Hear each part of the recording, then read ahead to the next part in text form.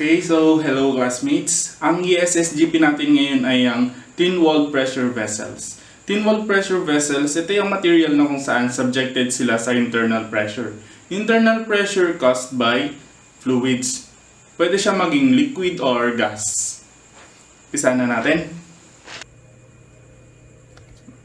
Thin-walled pressure vessels. So example natin tong tubo na to. Itong tubo na to meron siyang different connection. Ito, ang tawag dito, girt joint. Tapos dito naman, longitudinal joint. Kapag ikakat natin siya para i-analyze, ganito yung pagkat natin. Itong portion na to, tapos ikakat natin siya in half para ma-analyze natin yung joint connection. Dahil dito mag-occur yung stresses, yung stress. So nakat na natin. So itong material na to meron siyang internal pressure na ma-apply dito sa direction na to. Pero ang analyze lang natin is yung summation na nung internal pressure. Dito siya subjected sa loob. Dito sa surface, inner surface ng tube. Kapag i-analyze natin to, meron siyang internal pressure, di magkakaroon din siya ng reaction, which is dito sa may mga joints, joint connection. Magkakaroon tayo ng reaction dito, which is a tensile reaction. Kapag sinabi nating pressure, di ba ano siya? Force per unit area. So pag i-derive natin dito yung formula, force is equal to the internal pressure times the area. So force is equal to rho times yung area na gagamitin natin is yung rectangular area niya. Rectangular area, which is the diameter of the material times the length, the L. Meron tayong force applied by the internal pressure. Siyempre magkakaroon tayo ng reaction dito sa may connections, which is an opposite reaction. So dalawang tensile reaction. So by equilibrium, summation forces vertical, force is equal to 2T. Kasi summation forces vertical equals 0, force downward, then yung dalawang tension natin is upward. F minus 2t equals 0. Transpose, magiging F equals 2t. So, meron na tayong equation na isa-substitute natin mamaya. So, ngayon naman, i-analyze natin tong connection na to.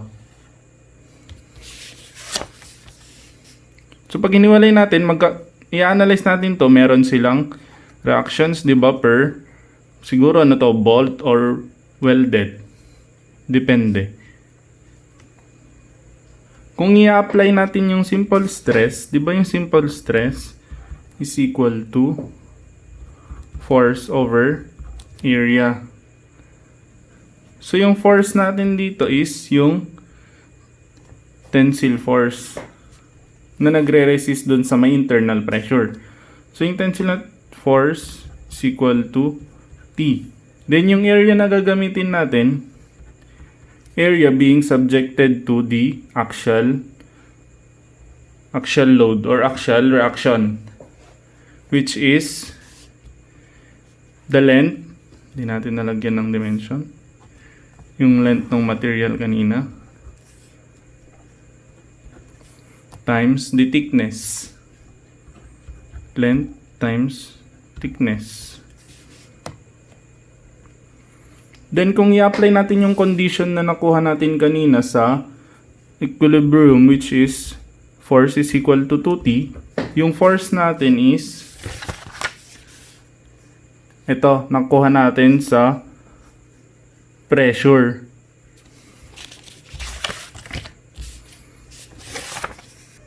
Which is pressure times dl.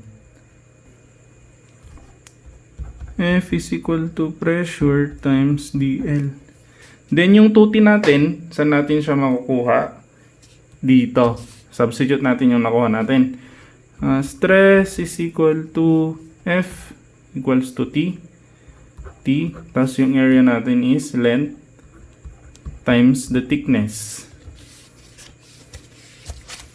So kapag kukunin na natin yung value ng T dito, cross multiply, T is equal to stress times length times the thickness. So meron na tayong T. Then substitute na natin siya ngayon dito sa condition na nakuha natin. So force is rho dl, rho diameter of the tube times the length is equal to 2T. Yung T natin is 2, substitute natin yung value ng T, stress times length times the thickness. So pareho silang merong length, pwede natin ito i-cancel. Then ang kinukuha lang natin is stress dito sa may pressure vessel. So ang stress natin is now equal to divide both side by 2T. So stress is equal to rho d over 2T.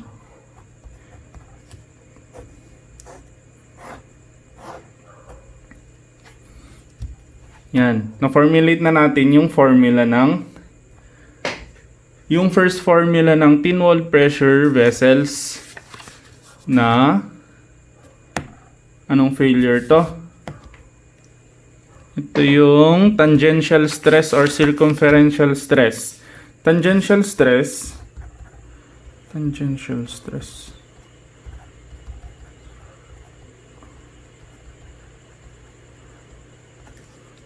Tangential or circumferential kasi kapag i-base natin siya dito sa may drawing, yung ina-analyze natin is pag ganito yung direction ng mga pressure. Kung saan magkakos siya ng ganitong reaction, tangential or circumferential. Then punta naman tayo dun sa isang stress, kung saan naman yung i-analyze natin, yung direction ng fluid is pag ganon. So kunin ulit natin tong portion na to na i-analyze natin. Drawing lang natin ulit. So drawing ulit natin.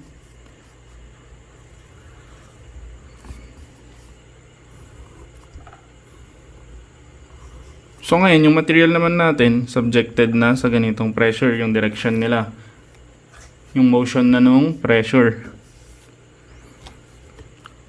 So iniwalay natin siya, magkakaroon siya ng resisting force dito, which is tensile force dito sa may girt joint kanina. Kakaroon siya ng resisting force dito, pero same direction lang naman sila. So kinuha na lang natin yung summation ng mga resisting force dito sa may girt joint. So kapag i-analyze ulit natin by equilibrium, yung force applied by the pressure, di ba yung pressure natin is equal to force over area. Pag cross multiply natin para makuha natin yung force is equal to pressure times the area. So para makuha natin yung condition, gamitin ulit natin yung equation ng equilibrium. Sasabihin natin ito nasa isang axis lang sila, di ba? So summation forces along this axis equals 0. So force minus 0 minus 0. Force is equal to the resisting force, T. So, meron na tayong condition. Meron na rin tayong value ng F. Ngayon, yung kukunin na lang natin yung value ng T. Saan natin ulit siya kukunin? Dun sa may simple stress formula. Stress is equal to P over A. Yung P natin dito, stress. Yung may stress dito, yung girt joint. Kasi dito siya merong connection. So, yung P natin dito is equal to T. So, meron na tayong P. Ngayon, yung A naman dito. Iwalay muna natin. F equals pressure times A. Yung area, saan natin kukunin? Yung area, di ba, may pressure siya. Di ba pag pressure, force over area. Force, saan applied yung force? Yun yung sabi niya dito sa may area. So, yung area, applied siya sa may, dito, sa may circumferential area nitong material natin. So, circle siya, yung cross section niya, kuha tayo bilog.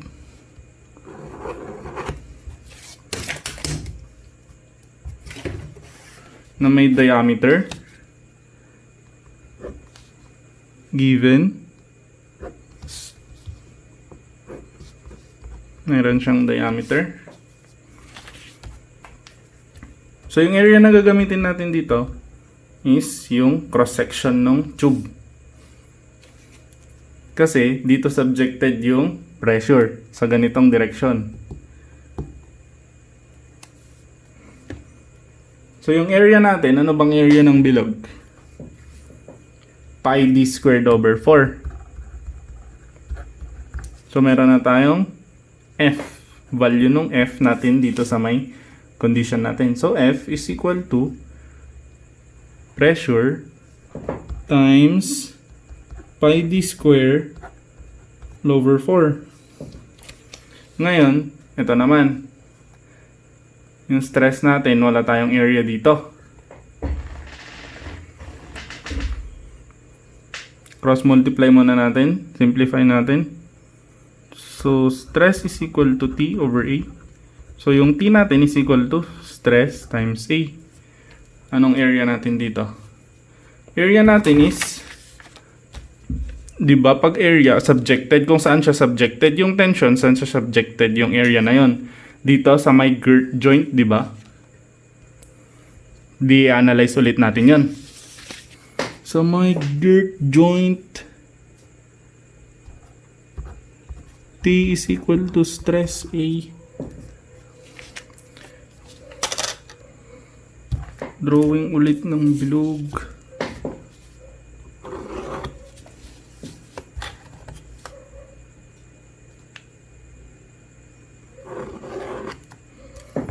So, yung resisting force na tension, dito siya sa may girt joint. Ito.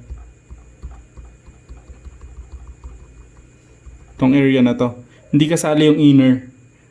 Kasi ito na yung butas niya kung saan dumadaan yung fluids. So, kapag ikakat natin to, gawin natin siyang straight para mas madali makuha yung area.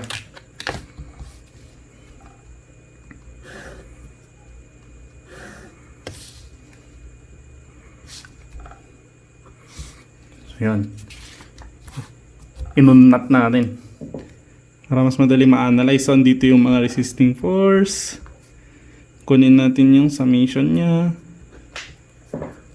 So, ngayon, meron na tayong dimension nito, yung thickness ng material. Tapos, ito is ano daw? Inunat natin yung bilog. Ito yung circumference niya. Anong circumference ng bilog? Circumference ng bilog is 2 pi r or pi d na lang kasi yung given naman sa ating dimension niya is diameter. Pi d. So, pwede na natin ito makuha. Yung value ng T. So, ngayon, T is equal to stress Yung area natin, area kung saan subjected yung resisting force natin. Ito siya. T times pi d. Kasi rectangle siya. So ngayon, meron na tayong value ng t. Pwede na natin siyang substitute sa condition natin. So f, yung nakuha nating f kanina, ito. Tapos yung t, ito. Substitute natin siya dito sa may condition natin. So f is equal to rho times pi d squared over 4 is equal to t. Yung t natin kanina is stress t times the thickness times pi d. So para naman silang may pi d, pwede na natin i-cancel yon. Pi, cancel yung pi, yung d na isa dito, tapos ito. So pwede na natin makuha yung stress by dividing both side by t. So stress natin is equal to rho d over baba tong 4t.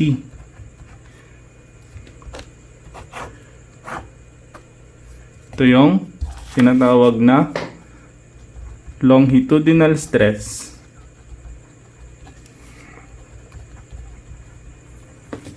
Longitudinal kasi nga longitudinal yung ano niya, reaction niya. 'Di ba yung kanina circumferential?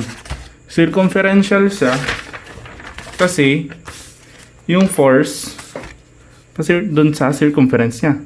Pag ganito. Dito siya tumatama. Then ito, longitudinal kasi pahila siya, pahila. Dito.